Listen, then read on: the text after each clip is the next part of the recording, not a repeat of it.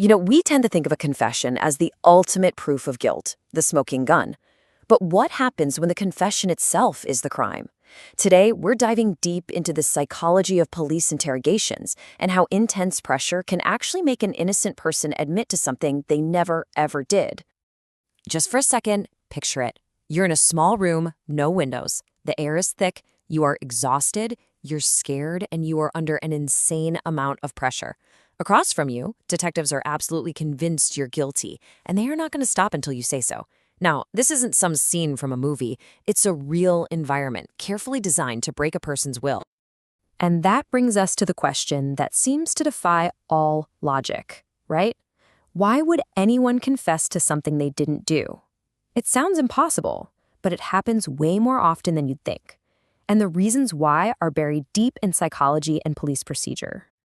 To really understand this, let's look at one of the most famous cases that shows this paradox perfectly, the case of the Central Park Five.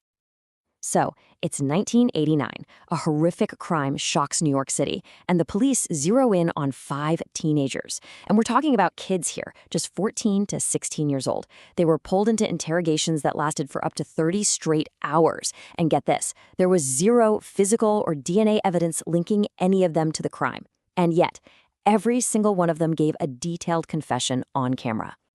And those videotaped confessions, they were so powerful, so convincing, that they completely overshadowed the fact that there was no other evidence. The jury bought it, and all 5 teenagers were sent to prison for years. Their lives were shattered by words they were pressured into saying. And then, more than a decade later, the truth finally comes out. The real attacker, a serial rapist, confesses. And his DNA is a 100% match to the evidence from the scene.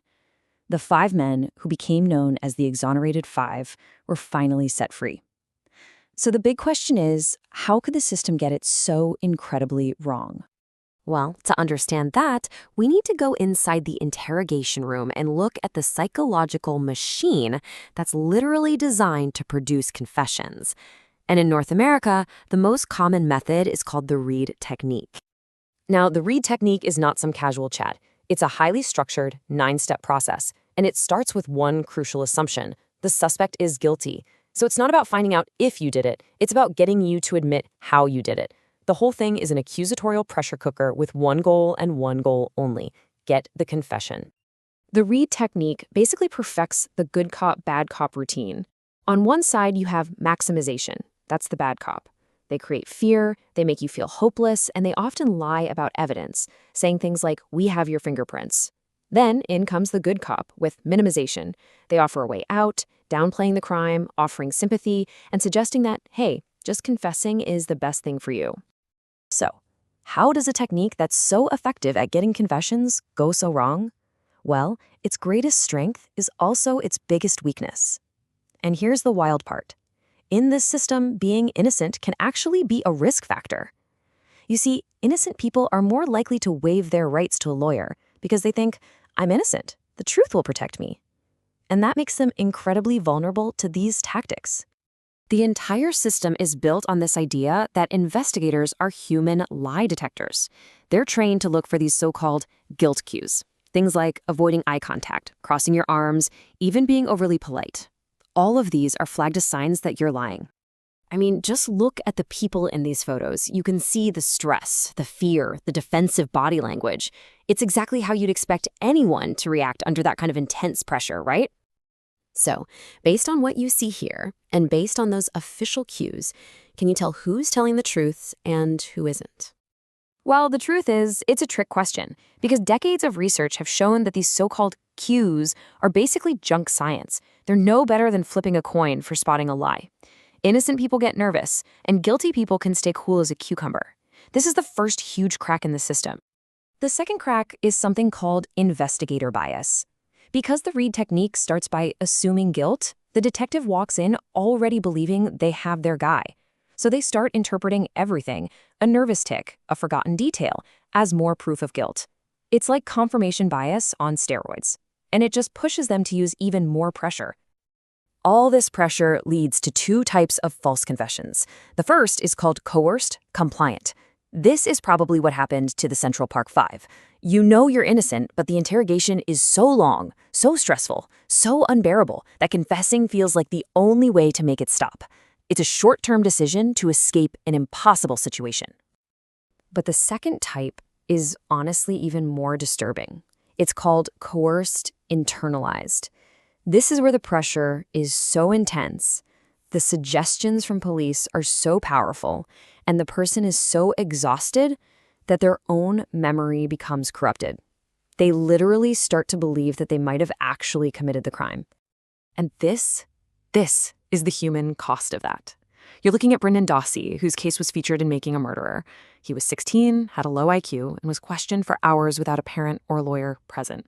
His quote, "They got to my head," is just a heartbreaking summary of the moment an innocent person's reality starts to break.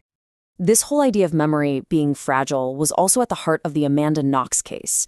She was an American student in Italy, interrogated for 53 hours. No lawyer, very little food, and almost no sleep. Under that extreme duress, her own memory got so foggy that she began to doubt it herself, which led to a false confession that she took back as soon as she was out of that room. Okay, so if the Reid technique is a pressure cooker, there's another controversial method that's more like a months-long psychological stage play. It's called the Mr. Big Sting, and it is one of the most elaborate and potent tools police have. The setup is just incredible. Undercover cops spend months creating a fake criminal gang. They befriend the suspect, give them money, a sense of belonging, a whole new family. And once the person is totally invested in this new life, they're hit with the final test: to meet the crime boss, Mr. Big. To prove they're trustworthy, they have to confess to a serious crime from their past. I mean, the psychological manipulation is so extreme that the Supreme Court of Canada actually condemned it in a major case. They called it a strategy that uses powerful inducements and implied threats and strong social and psychological control. It's a technique that really walks a fine line between investigation and entrapment. So after seeing how these incredibly powerful techniques can fail so catastrophically, the big question is, what can we do about it? How do we prevent false confessions and protect innocent people? Well, the experts have some really clear recommendations. First, and this is a big one, record the entire interrogation, not just the final confession. This gives everyone the full context. Second, put time limits on interrogations. Research shows the risk of a false confession skyrockets after about 4 hours. Third, have special protections for vulnerable people, like kids or those with cognitive disabilities. And finally, the biggest shift of all, move away from confession-seeking models like Reid and towards information-gathering methods that focus on facts, not just getting someone to say they did it. All of this really forces us to wrestle with a pretty fundamental and unsettling question. For centuries, a confession has been the gold standard, the ultimate proof of guilt. But if we know that it can be the result of coercion and psychological manipulation, what does that mean for justice? It really challenges us to look past the confession and demand something more solid, more objective, to prove a case.